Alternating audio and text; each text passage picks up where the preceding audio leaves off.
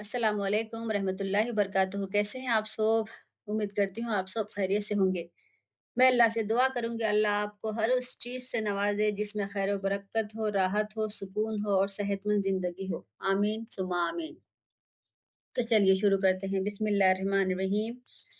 इसमें अल्लाह ताला जंग बदर के वाक़ये की तरफ इशारा करके इबरत दिलाता है कि किस तरह अल्लाह पर भरोसा करने वाले अहले ईमान की बेसरो सामान मुट्ठी भर जमात दुनिया के एक छोटी सी काश्तकार जमात के साथ मिलकर कुरैश जैसे कबीले को शिकस्त दे सकती है, क्योंकि कुरैश की जमात अल्लाह से गाफिल होकर अपने माल व असबाब की ज्यादती पर फूले हुए थे और अहले ईमान दुनिया की चंद रोज़ा जिंदगी के सामान से बेनियाज अल्लाह को राजी करने के लिए इसकी राह में लड़ रहे थे और आखिरत की ज़िंदगी के तलबगार थे।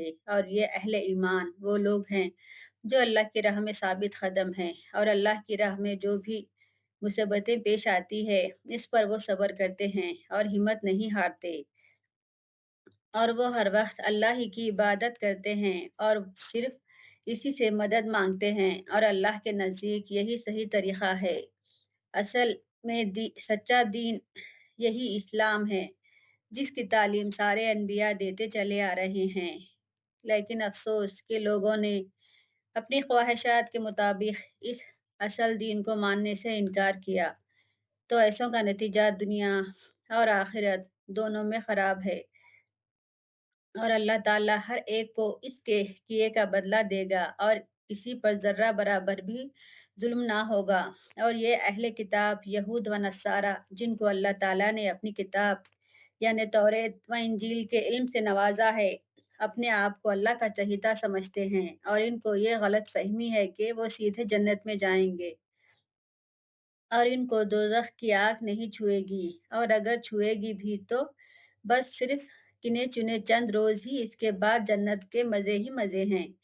इसी गलत ख़याली ने इनको बहुत ही बेबाक बना दिया है कि इनके दिलों में अल्लाह का ज़र्रा भी खौफ नहीं रहा कि वो सख्त से सख्त जुर्म का भी इर्तिकाब करते हैं। और फिर दुनिया में इन काफिरों का फलना फूलना देखकर तुम ये मत समझो कि वो अल्लाह के चहीते हैं और अल्लाह इनसे राज़ी हैं, बल्कि ये सब अल्लाह की मसलियत के तहत है। वो जिसे चाहता है रिज़्क़ ज़्यादा देता है और जिस पर चाहता है रोज़ी तंग कर देता है, जैसे अहले ईमान पर तो ये इनके सब्र को आज़माना चाहता है।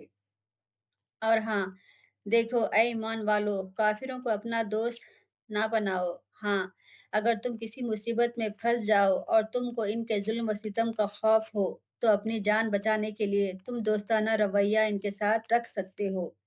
लेकिन कुफ़ार के मुकाबले में कभी भी अपने किसी मोमिन को नुकसान पहुंचाने की मत सोचना कि जिससे अल्लाह के बागियों का बोलबाला हो, क्योंकि मुसलमान पर कुफ़ार के गालिब आ जाने का इम्कान होगा। तो याद रखो अल्लाह की गिरफ्त से तुम नहीं बच पाओगे, और वो भी जो अल्लाह और इसके रसूल सल्लल्लाहु अलैहि वसल्लम की इताअत करने से मुंह मोड़े, वो भी अल्लाह की गिरफ्त में आकर ही रहेंगे।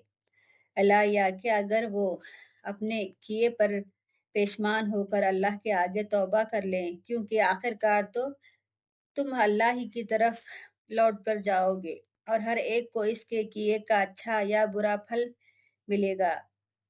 अगर नबी करीम सल्लल्लाहु अलैहि वसल्लम की दावत हक़ के मुताबिक चलोगे तो अल्लाह को बड़ा माफ़ करने वाला पाओगे, जिसमें हज़रत मरियम अलैहिस्सलाम का ज़िक्र किया गया है कि किस तरह इनकी माँ ने इन्हें अल्लाह की इबादतगाह के लिए वक़्फ़ करने की दुआ की, जबकि वो अभी पैदा भी नहीं हुई थी और इनकी वालिदा यही समझ रही थी कि इनके पेट में लड़का है। लेकिन जब वो लड़की जनी तो इस पर वो ज़र्रा भी नाराज़ नहीं हुई, क्योंकि इनको पता था कि ये सब अल्लाह की मसलियत है।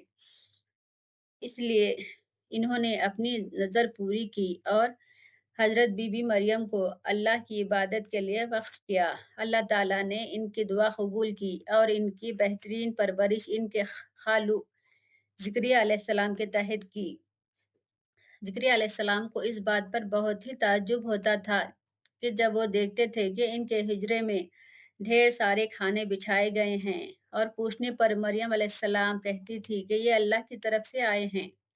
اسی طرح زکریا علیہ السلام نے بھی اپنے لیے دعا کی کہ اللہ تعالیٰ انہیں بھی صالح اولاد سے نوازے، حالانکہ وہ خود بوڑھے تھے اور ان کی بیوی بانجھ تھی، لیکن اللہ تعالیٰ نے ان کی دعا قبول کی اور انہیں ایک نیک اور صالح اولاد یحییٰ علیہ السلام کی خوشخبری دی۔